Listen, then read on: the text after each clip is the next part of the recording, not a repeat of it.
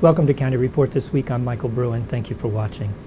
County Executive Marc Elrich led county council members, federal, state, municipal officials, as well as Montgomery County business leaders in expressing their disappointment with the Maryland Department of Transportation's decision to eliminate the Corridor Cities Transitway, the CCT, from the state's 2020 to 2025 Consolidated Transportation Program.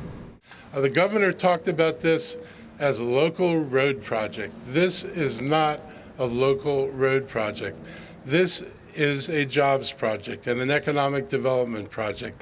The county made a huge investment and a big zoning decision in creating the Science Center over here around Shady Grove.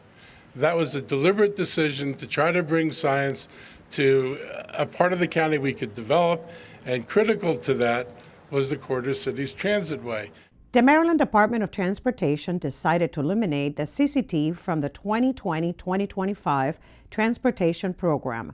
This is a plan that has been in the works for over 20 years and which would provide bus rapid transit from Clarksburg to the Shady Grove Metro Station. The Corridor Cities Transitway is a staging requirement for the Life Sciences Center, and if the CCT isn't funded and built, the Life Sciences Center can't create those jobs. And so we really need to move this project forward to bring jobs to the area. We have climate change and the climate crisis nipping at our heels, and greenhouse gas emissions from cars are increasing and making it worse for us. And the CCT is an opportunity for more people to use transit to get places, and it's going to serve northern Montgomery County, which has very, very little transit. So I would ask you, Mr. Governor, are you truly committed to economic development? Are you truly committed to the promise? Or are you more sold about selling Thrasher's French fries and funnel cakes on the Eastern Shore than you are about ensuring that Montgomery County and the state of Maryland becomes the hub for biotech in the United States? In Rockville, for County Report This Week, I'm Lorna Vergelli. Montgomery County Executive Marc Elrich and the Regional Manufacturing Institute of Maryland, RMI, are hosting an event called Montgomery Manufacturing Business Connect on Friday, November 8th.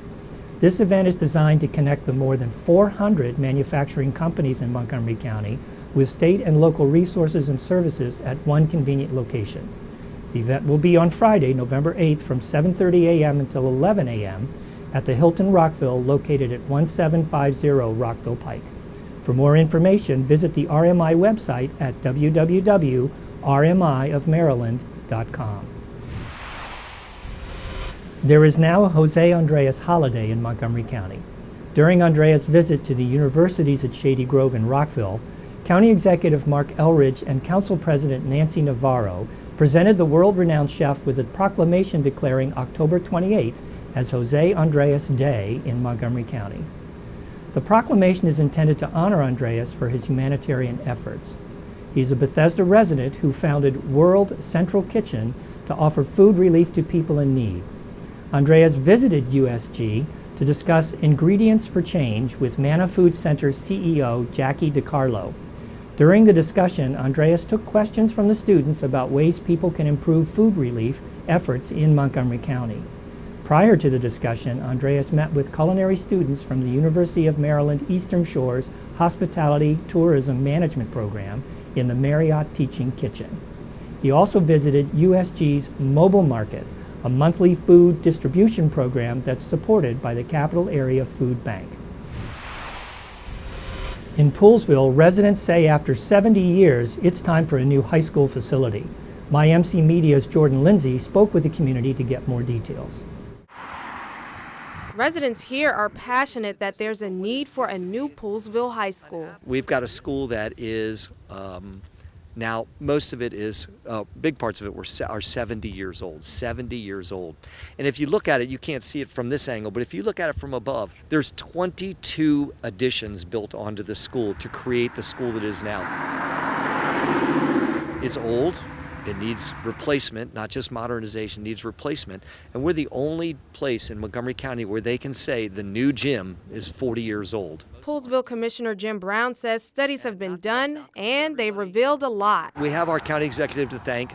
He ordered that a study be done to show what community services would be what are needed and what would be beneficial and what are missing from the up-county area. It was really interesting to get a look and see how much has not changed. And we were very happy that the documents back up what we've been saying for a long time, that the students deserve more, that our community deserves more. Meanwhile, local elected officials say they agree. Well, Poolesville High School is one of the best high schools, not just in the county, but in the entire state of Maryland, and it absolutely needs to have a facility that reflects that. A study also revealed that there's a need for additional community services in this area, such as health care. We knew that we were kind of left alone up in this area, but it turns out that we really have a health desert up here. And a new law enforcement center.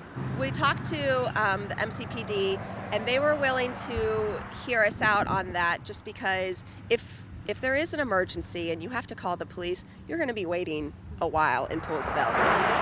The game plan is to have this community services center built alongside that high school, built in conjunction with the high school to save the county money and to put it all together at once so that we can have all these have all the right outcomes that we're looking for. New school, community services, better health outcomes, potentially police and other county services that are available. Coming up on County Report this week, a very inspirational resident of the county was recently honored for his over 40 years of advocacy and service to county residents. Ooh. And I'm Montgomery Planning's Bridget Suiso here at the AMP by Strathmore. We're celebrating excellent design here in the county. We'll have the full story when County Report this week continues. In Montgomery County, we have a goal to reduce waste and recycle 70% of all waste by 2020. By recycling and reducing waste, we save natural resources and make our community even better. So recycle at home, work, school, everywhere, and keep recycling going. For more information, call the Montgomery County, Maryland Division of Solid Waste Services at 311 or visit montgomerycountymd.gov/recycling. Keep it going. Recycle more now. welcome back to County Report This Week. I'm Michael Bruin. This week on the county's Spanish language radio show, Montgomery AL Dia, we had Dr. Gilberto Zelaya from Montgomery County Board of Elections. He talked about the presidential primaries and elections next year. Although there are a few months to go before the elections, the County Electoral Board is urging residents to register to vote as well as to consider participating as electoral judges. The Montgomery County Board of Elections urges all county residents who have an interest in voting to register. Also, those individuals who need to update their records, change party affiliation or address, please do so as soon as possible. The 2020 presidential primary elections are next year, April 28th, 2020. For more information, visit the Board of Elections website at 777vote.org or call 240-777-8500. And you can watch the entire episode of Montgomery AL Dia on the county's YouTube channel. Rockville registered voters will make political history by voting in the city's first vote-by-mail election. Rockville 11's Kathy Dantzler has some important information on how voters should fill out and cast their ballots. Rockville registered voters, you should have received your vote-by-mail ballot. If you haven't and you have registered to vote in Maryland, you should call the Rockville election line at 240-314-8286 for help. If you have received your ballot, here's information you need to know. All your official ballot materials will arrive in a white envelope that has the official U.S. Postal Service election logo on the front. Your official ballot materials include a blue prepaid postage return envelope. Inside the blue envelope, you will find instructions for voting by mail. There will also be a certification of person assisting voter. This should be filled out and returned with your ballot if someone else is filling out your ballot on your behalf. And of course, your ballot. Also, an I voted sticker. Once you have selected one candidate for mayor and 4 candidates for council, put your ballot in the blue postage paid envelope. Then sign your oath. Include the certification of person assisting voter only if you had help filling out the ballot. Seal your envelope with the privacy flap and return your ballot. You have several options. By mail. Remember, it has to be to City Hall by 8 p.m. on November 5th, and postmarks will not count. Bring it to the secured 24/7 drop box outside of City Hall. You can also bring it to the only vote center located at City Hall on Election Day, where you can fill it out in person. And same-day voter registration will also be available on Election Day. For more information on Rockville's vote-by-mail election, head to rockvillemd.gov/election and sign up for election text alerts by texting Rock Votes to 888-777. Montgomery County resident Austin Heyman was honored by the County Executive and County Council for receiving the AARP Maryland Lifetime Achievement Award for his over 4 decades of advocacy work in his community. I've been fortunate to have had the opportunity to be engaged for the past 50 years in this very caring community. It's a great place to live, and there has been considerable joy in what I've been fortunate to do.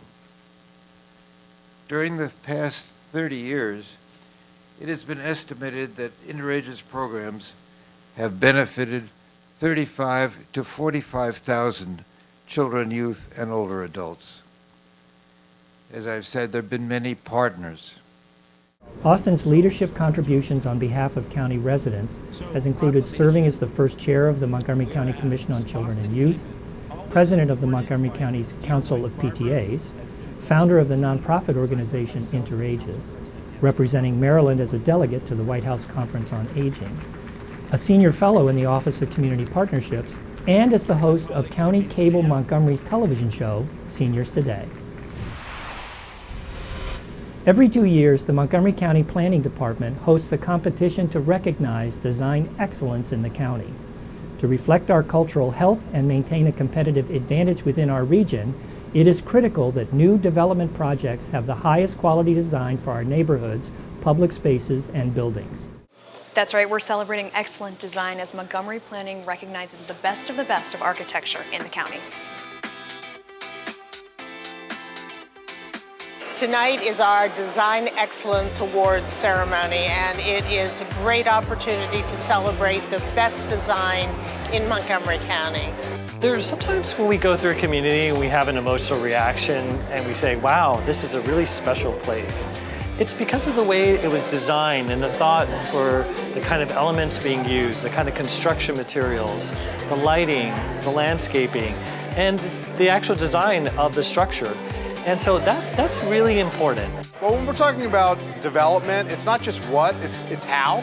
And that's really what today is all about. It's not just about the things that we're building, but how we're building, the type of communities that we have, the type of places that we have. I love the Pearl, which is a high-rise apartment building with a lot of amenities and some interesting features like community garden, also some play spaces that are kind of unconventional for that kind of a building. So the Pearl is really an exciting addition to downtown Silver Spring. Our other project that we're celebrating is Glenstone. And Glenstone is a jewel. It is, I really think, of national and maybe international significance. The building and how it relates to the landscape and nature is unsurpassed. The community that we live in is shaped so much by the buildings that we see around us. We want to raise the bar. We want to incentivize the architecture and the real estate community to reach higher and to think bigger and to strive for excellence. So that's what these awards are about, is trying to set the tone, show the leadership, and really creating the built environment that really matches the incredible dynamism and potential of the people who live here. What we want to do is lift the county up and prepare it for the next stage. So that means design is an essential element, not just of nice architecture, but of economic development and quality of life that we're aiming for in the future. With that, we close this edition of County Report This Week. Remember, you can find out more information about Montgomery County at montgomerycountymd.gov or follow us on Twitter and Facebook.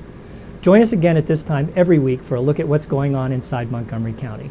I'm Michael Bruin. Thank you for watching, and congratulations.